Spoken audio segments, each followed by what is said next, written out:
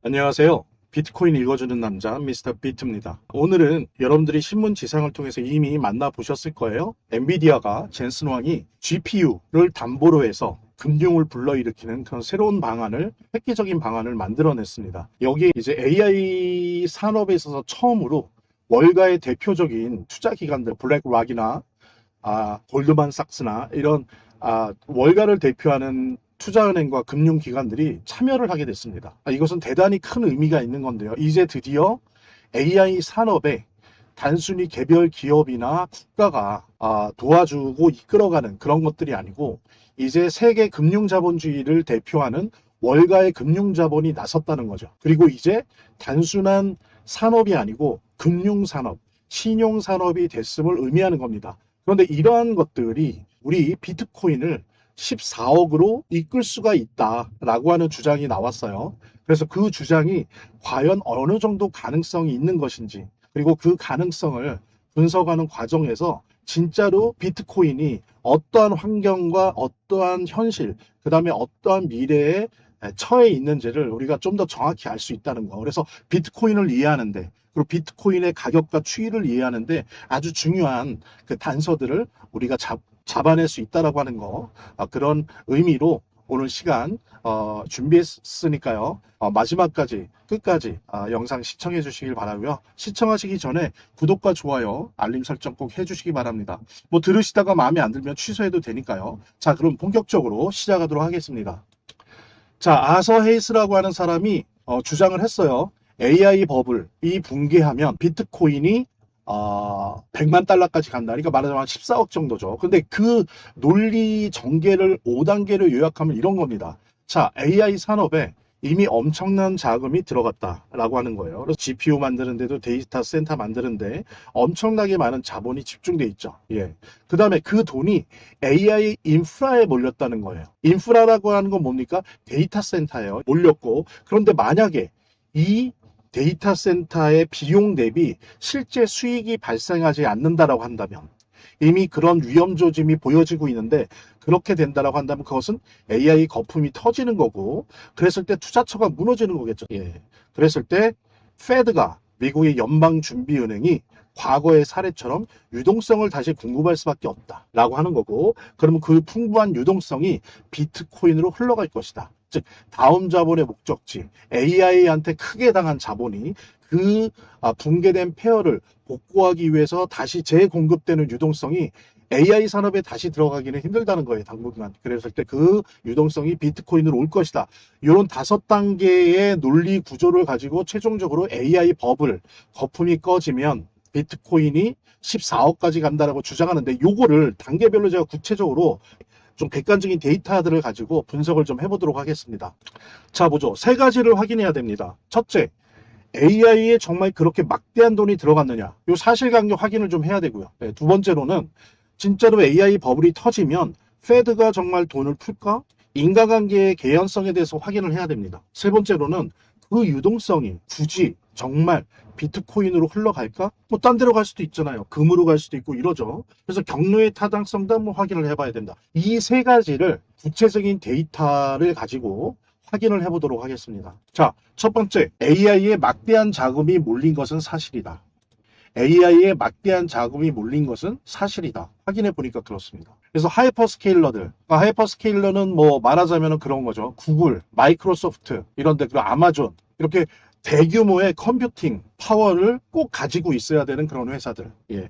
이런 걸 이제 하이퍼스케일러라고 하는데, 이 하이퍼스케일러의 재무부담 현황을 좀 보도록 할게요. 이게 이제 BIS, 그 다음에 IMF, 파이낸셜 타임스 등에 나왔던 겁니다. 그러니까 어느 정도 검증된 데이터라는 거죠. 첫째, 구매 약정. 구매 약정을 한 게 1.5조 달러라는 거예요. 1.5조 달러면 한 어느 정도 되는 겁니까? 지금 환율로 약 2100조 정도 되는 거예요. 엄청난 돈이죠. 이게 지금 구매 약정에 물려 있다는 거예요. 구매 약정은 뭡니까? 하이퍼스케일러들이 데이터 센터를 사용하잖아요. 그럴 때 데이터 센터만 사용하는 게 아니라 이걸 위해서 전기나 용수, 물 이런 것들을 필요로 하잖아요. 그런데 이거를 그때그때 쓰면 비싸단 말이에요. 그러니까 얘네들이 그 어떤 전기값이나 물값을 아끼기 위해서 장기 구매 약정을 한단 말이에요. 이런 걸로 이제 구매 약정이라고 합니다. 이 규모가 이미 2100조가 돈이 들어가 있는 거예요. 매달 매달 내는 게 아니라. 물론 이제 어느 부분은 매달 내겠죠. 근데 이제 단가를 낮추기 위해서 이게 장기 구매 약정을 하는 건데 그 규모가 2,100조입니다. 그 다음에 또 하나가 리스 의무 규정입니다. 이제 골드만삭스에서 얘기를 한 건데 리스 의무 추정치가 마찬가지로 1.5조 달러예요. 마찬가지로 2,100조나 됩니다. 이 리스 의무라는 건 뭐냐면 데이터 센터를 지금 짓고 있잖아요. 막 미국의 정부 돈도 들어가고 정부가 한번 보증 쓰고 복잡하게 얽혀 있단 말이에요. 이렇게 데이터 센터가 만들어졌는데 이거를 이 하이퍼스케일러 뭐 구글이나 마이크로소프트나 아마존이 이거를 임대를 하잖아요. 임대하는데 매달 여기 이런 어떤 물값이나 전기값도 장기 구매 약정을 하는 것처럼 이 리스도 그 데이터 센터에 어느 정도 컴퓨팅을 내가 쓰겠다, 사용하겠다라고 하는 거를 장기로 묶어둔단 말이에요. 그래서 의무적으로 임대료를 내야 될 게 지금 이미 정해진 게 2,100조라는 거예요. 엄청나죠? 두 개 다 더하면 3조 달러입니다, 여러분. 이미 4,000조가 넘었어요. 그러니까 얼마나 하이퍼스케일러의 재무 부담이 큰지를 알 수가 있습니다. 그런데 보세요. 좀 객관적이고 국제적이고 신용 이 높은 그런 기관들의 좀 평가를 좀 볼게요. 자, BIS 국제기구에서는 1월의 보고서를 보면 AI 투자 규모가 급증을 해서 기업들의 영업 현금 흐름이 부채 조달로 이동 중이라는 거예요. 그러니까 이제 기업들이 과다한 빚을 지고 있다는 거죠. 단순하게 어떤 뭐 정부의 보증이나 정부의 공적 자금을 받아서 이렇게 되는 게 아니라 이제 회사가 회사채 발행하고 좀 등급이 낮은 여러 가지 방식의 채권을 발행을 하면서 이제 부채 조달로 이동 중이다. 이게 위험하다라고 이제 경고를 했습니다. 위험한 수준이다. 그러면서 3월 보고서에는 뭐라 그랬냐면은 빅테크들, 이런 하이퍼스케일러들, 그리고 여기에 뭐 이렇게 몰려있는 뭐 이런 회사들의 2025년 회사채 발행액이 열어보니 1,000억 달러를 초과했더라. 이거 과하다는 거죠. 그러면서 데이터 센터 투자 일부는 부채와 거의 똑같은 장애 구조로 조달한다는 이게 무슨 얘기냐면요, 여러분들. 이게 이제 눈 가리고 아웅인데, 자, 만약에 아마존이 데이터 센터 투자를 하는데 아마존 이름으로 할 것 같습니까? 그럼 아마존의 어떤 대차 대조표나 이런 것들이 마이너스가 된단 말이에요. 그럼 이게 주가에 부담이 되죠. 그러니까 아마존이 장외에 어떤 그 특수목적 법인을 만들어요. 아마존과는 다른 특수목적 법인을 만들어서 그걸로 돈을 조달하고 빌려요. 그런 식으로 하는데 이제 BIS는 그걸 다 보는 거죠. 그래서 이거 위험하다라고 경고하는 겁니다. 이제 이게 회사 자체의 신용, 그러니까 신용금융이 되고 있다는 거예요. 점점 신용금융. 그냥 어떤 물질이 있는 어떤 국가의 공적 자금을 쓴다거나 국가가 보증을 한다거나 이런 게 아니고 이제 회사 자체의 신용으로 돈을 빌리는 신용금융 단계로 넘어갔다. 이게 되게 중요한 겁니다. 이게 왜 중요한 건지는 뒤에서도 설명할게요. 그 다음에 IMF는 2026년도 보고서에서 AI 핵심 기업 자본 지출이 2029년까지 약 3조 달러에 이를 것이다 라고 얘기를 했는데 아니에요. 이제 골드만삭스나 퍼체이스 커미트먼트 2026년 중반에 이미 요거 리스 의무 추정액과 구매 약정액 두 개만 해도 이미 3조 달러에 도달했습니다. 예. 그러니까 IMF는 오히려 좀 늦게 보는 거죠. 그러니까 이것조차도 위험하다고 하는데 2026년 중반 기준으로 볼 때 이게 얼마나 위험한 거예요. 이 정도도 위험한 건데. 예. 그러니까 지금 막대한 자금이 몰린 것이 사실이고 여러 곳에서 위험 신호를 보내고 있다라고 하는 거는 사실입니다. 이거는 좀 인정을 해야 된다라고 하는 거. 자, 그랬을 때 아더이스가 또 무슨 얘기 하냐면은 AI 부채가 1.5조 달러인데 데이터 센터 이런 거 짓는 거 관련된 게 그런데 웃긴 게 미국의 M2 증가율이 1.75달러더라 라는 거예요. 그러니까 M2 증가액과 요게 일치할 거라고 아더이스가 그랬는데 실제로 보니까 저기 연방준비은행이나 M2 머니스탁 데이터를 보니까 진짜로 어느 정도는 일치합니다. 이게 우연인지 뭔지 아서이스가 이 데이터를 보고 얘기한 건지 모르겠죠. 왜냐하면 짤막한 인터뷰였기 때문에 무슨 논문이나 이런 게 아니고요. 근데 어찌되었건 규모가 비슷하다. 라는 표현 자체는 엉터리가 아니었어요.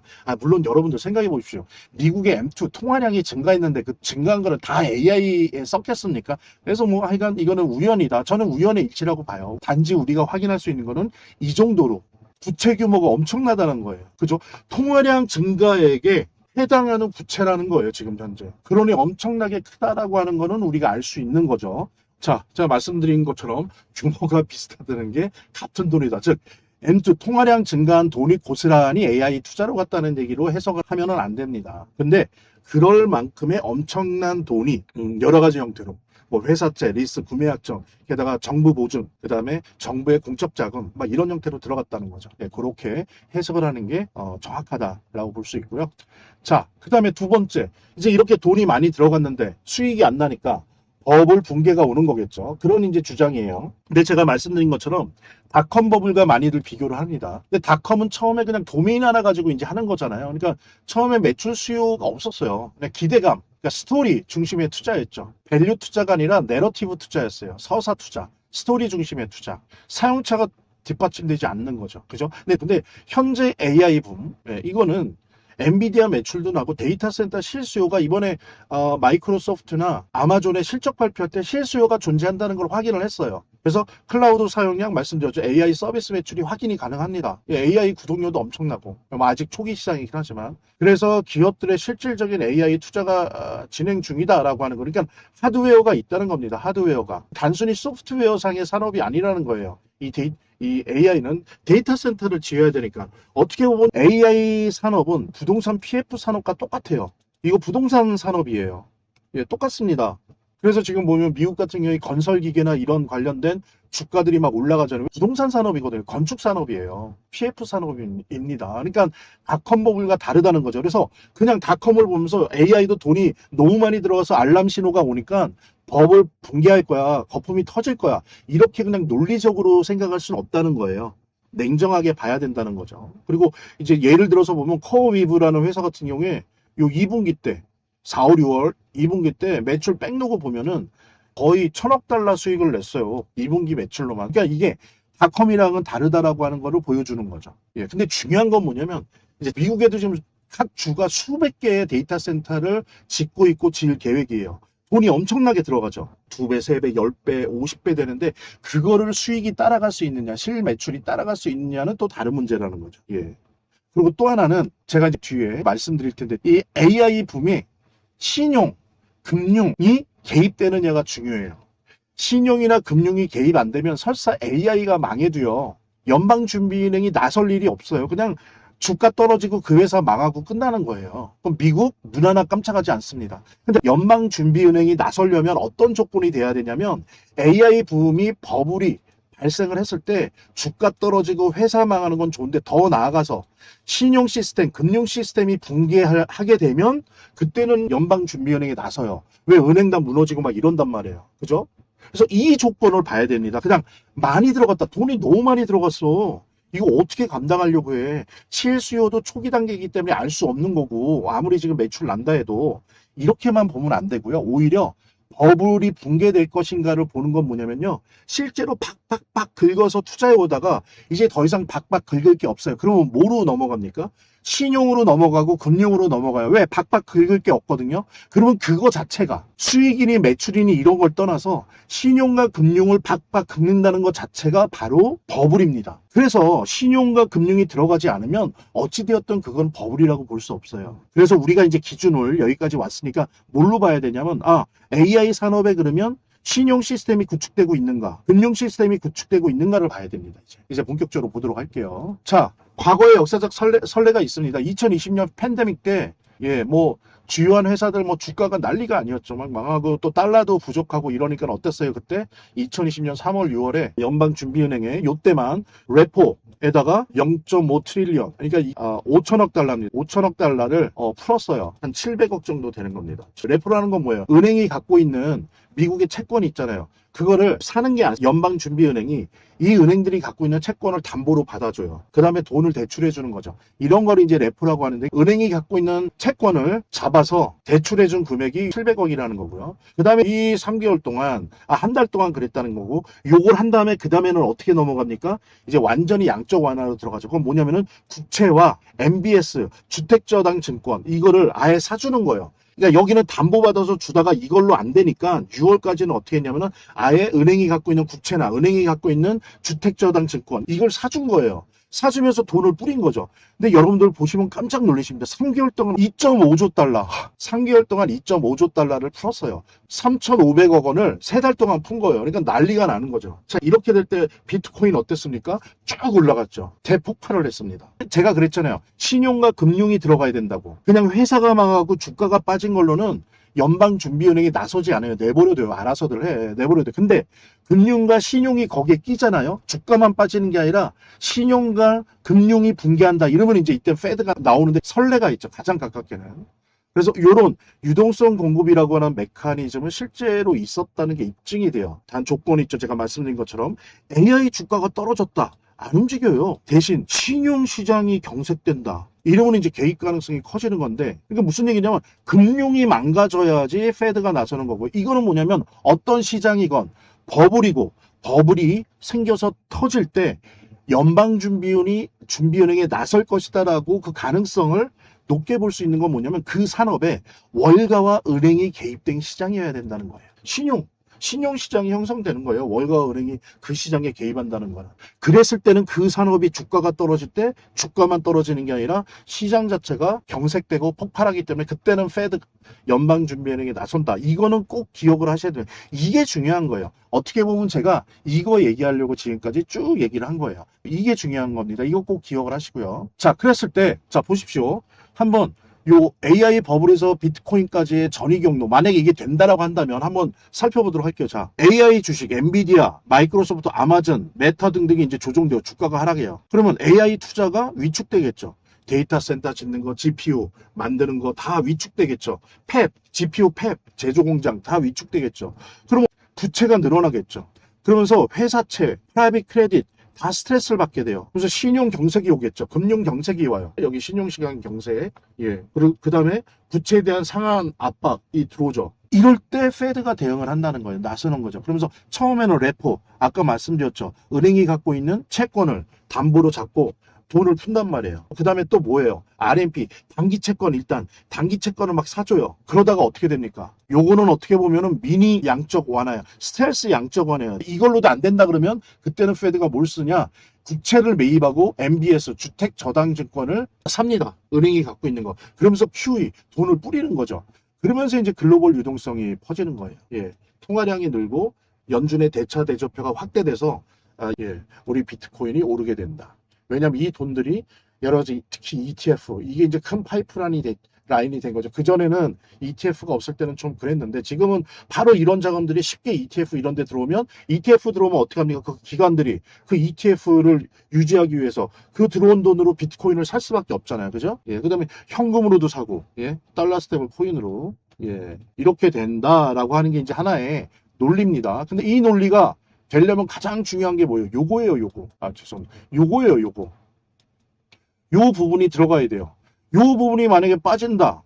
그럼 상관없어. 그냥 주식 떨어지고 그 회사 망하고 끝나는 거예요.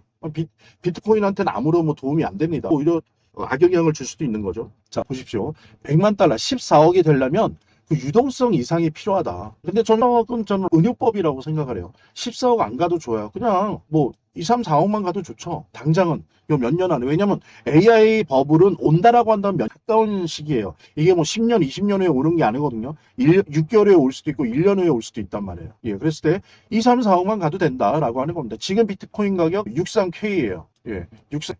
이게 이제 14억이 되려면 16배가 되는 거죠.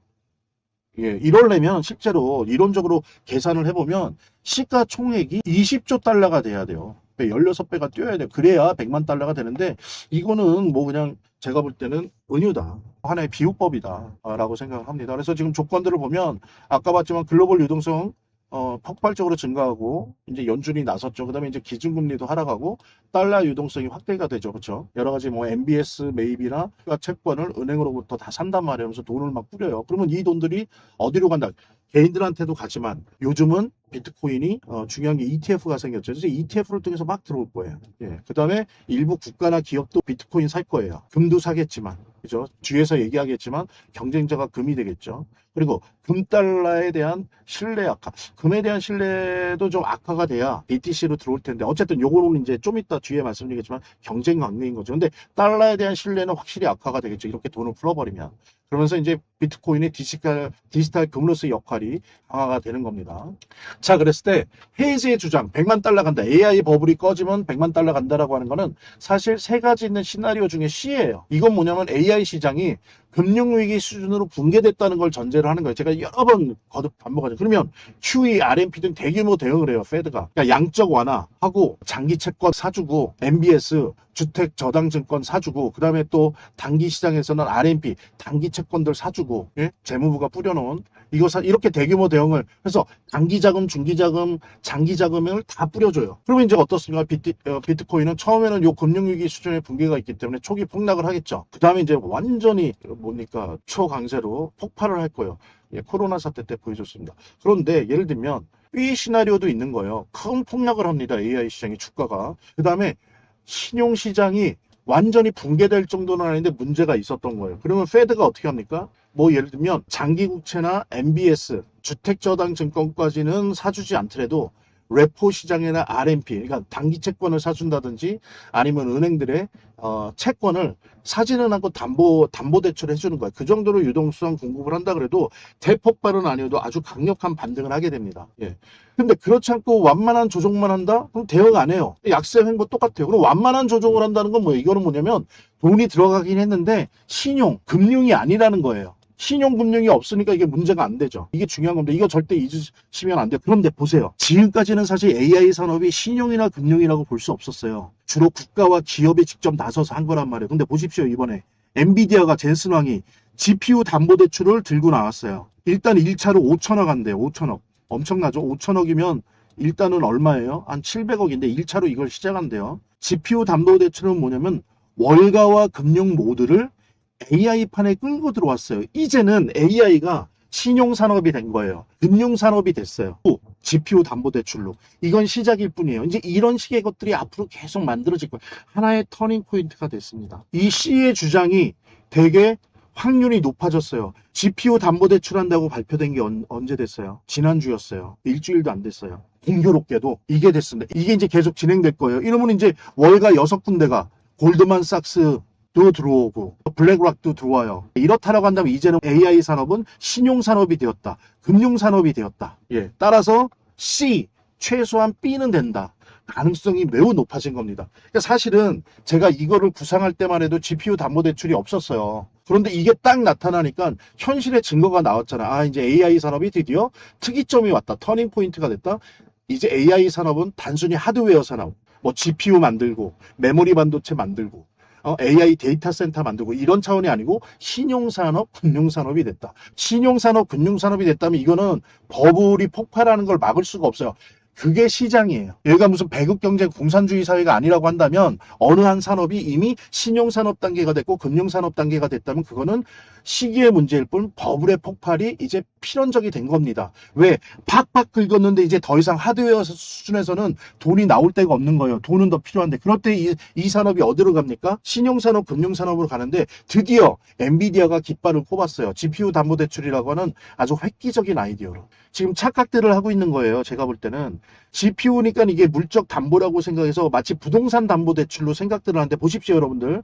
부동산 담보대출할 때 부동산의 가치가 쉽게 떨어집니까? 떨어지게 안 하죠. 나라도 이게 어느 정도 적절하게 방어되게 하기 때문에 부동산 담보대출은 그게 건전성이 있어요. 근데 여러분 보십시오. 이거를 지금 부동산 담보대출처럼 계산을 하는데 착각하는 게 GPU는 1년만 지나도 가치가 뚝 떨어져요. 더 좋은 게 나오기 때문에 1년만 지나도. 그러면 담보한 가치가 떨어지는 거 아니에요. 그럼 그 부족분은 어떻게 할 거예요? 그래서 제가 이미 이게 신용산업이라는 거예요. 그전에는 하드웨어 산업이었는데 부동산 PF랑 비슷했는데 GPU 담보대출을 함과 동시에 신용산업이 됐다. 금융산업이 됐다라고 하는 부분 아주 중요한 거고 사실 오늘 이것만 건져 가셔도 여러분들 돈 번 겁니다. 이게 돈으로 따지면 얼마짜리일까요? 예, 이거를 잘 이해하신다는 게 앞으로 비트코인 투자하고 그 외에 어떤 주식 투자를 하고 AI에 대한 관점을 갖는 데 있어서 이게 얼마짜리일까요? 제가 볼 때는 솔직히 과장해서 몇 억짜리 아닐까요? 최소한 몇 억을 벌어줄 수 있는 정보입니다. 이런 거. 그러니까 이 부분 여러분들 꼭 각인을 시키시고요. 기억을 하시고. 자, 진짜 결론입니다. 진짜 중요한 질문은 14개 현실 가능성이 아니죠. 오히려 자 보십시오. 첫 번째 질문. AI가 전 세계에 막대한 자본을 빨아들이고 있는데 이것이 신용금융 단계가 되었느냐가 중요한 질문이라고 했죠. 제가. 그래야 버블이 터져요. 그래야 연방중앙은행이 나서요. 근데 어떤 GPU 담보대출이 답이다. 즉 이제 신용금융 단계로 넘어섰다. 그래서 붕괴 가능성이 높다. 그리고 연방준비은행이 당연히 개입할 수밖에 없다라고 합니다. 그 다음에 또 하나 AI 산업의 신용과 금융이 분명 폭발해요. 신용금융 산업이 된다면은 이건 막을 수가 없어요. 폭발해요. 규모가 문제이긴 하지만 그런데 폭발할 텐데 이 투자 사이클이 끝나면 그 다음에 목적지가 과연 비트코인일 것인가? 자, 유동성 시장에서 금과 경쟁할 거다. 그리고 시장을 분점할 것이다. 그래서요, 비트코인은 세계 통화량 M2 유동성의 최후의 바로미터예요. 지금 여러분들 비트코인 왜 이렇게 가격이 안 좋은지 아세요? 그만큼 유동성이 지금 안 좋은 거예요. 왜 안 좋냐? 통화량 M2, 통화량이 부족하다? 아니에요. 지금 미국의 MMF에 8조 달러가 들어가 있어요. 8조 달러 이상. 이게 미국의 MMF가 생긴 이후로 최대치예요. 최대치. 무려 8조 달러나 들어가 있습니다. 1경 이상이 들어가 있어요, 지금. 그러니까 통화량은 있어요, 통화량. 근데 중요한 건 유동성이라는 건 뭐냐면은 그 많은 돈들이 다 어디로 가요? 채권으로 간단 말이에요. 채권 이자가 높고 채권으로 주로 간단 말이에요, 지금 다. 채권 이자가 지금 10년물이 4.7%, 30년물이 5.22%예요. 일로 가는 거니까는 경색돼 있죠. 그러니까 유동성 시장이 지금 경색돼 있기 때문에 최후의 보루라고 할 수 있는 비트코인이 이렇게 안 좋은 거예요, 여러분들. 뭐 여러 가지 복잡한 얘기하는 건데 사실은 그렇습니다. 지금 통화량은 많지만 유동성은 다 채권에 몰려있다. 원자재에 몰려있고. 그래서 아직은 비트코인 순서가 아닌 거예요. 근데 이게 오려면 어떻게 해야 돼요? 이 신용, 금융이 깨져야 된다. 근데 신용과 금융이 깨질 수 있는 약한 고리가 어디냐? 드디어 AI가 등장했어요. 그죠? 그래서 대단히 좋은 겁니다. 우리 비트코인한테는. 미안한 얘기지만. 그래서 AI가 망하면 비트코인이 100만 달러 간다는 아니지만 AI 충격이 신용시장으로 번져서 페드가 유동성을 다시 공급하는 국면이 오면 비트코인은 그 유동성을 흡수할 후보 자산 중 하나가 된다. 그래서 제가 말씀드렸잖아요. 뭐 100만 달러 안 가도 된다. 한 1, 2년 안에 2억, 3억, 4억 가면 되는 거예요. 자, 그래서 종합평가, 매크로, 거시경제 시나리오로서 80% 이상은 타당하다라고 하는 거. 왜? 다시 말씀드렸지만 AI 산업이 신용과 금융산업이 됐다. 그래서 목표가 14억 자체는 과장이나 은유법이다라고 하는 거 여러분들 같이 이렇게 공유하면서 여러분들 그 엔비디아의 GPU 담보대출이 어떻게 진행되는지 확인해 봐야 됩니다. 그러면 어느 때가 다가온다는 걸 알 수 있을 거예요. 지금 현재는 규모는 5천억 달러인데 5천억 달러로 멈출 것 같습니까? 돈 먹는 하마인데 이제 한번 성공하면 계속 할 거예요. 그것은 당연히 버블이 터진다. 그러면 비트코인은 엄청나게 폭등할 수 있는 자산 후보 중에 하나일 것이다 라고 하는 부분 여러분들과 함께 공유하면서 여러분들 긴 시간 이렇게 시청해 주셔서 감사하고요. 저는 오늘 이 정보가 뭐 미리 아셨던 분들도 있을 텐데 이거를 정확하게 이해하시고 본인의 것으로 만든다고 한다면 앞으로 최소한 수억 이상을 벌어줄 수 있는 그런 아주 귀한 정보라고 생각을 하고 구독과 좋아요, 알림 설정 꼭 부탁드리고요. 다음 시간에 또 내일 더 좋은 내용으로 찾아뵙도록 하겠습니다. 비트코인 읽어주는 남자 미스터 비트였습니다. 감사합니다.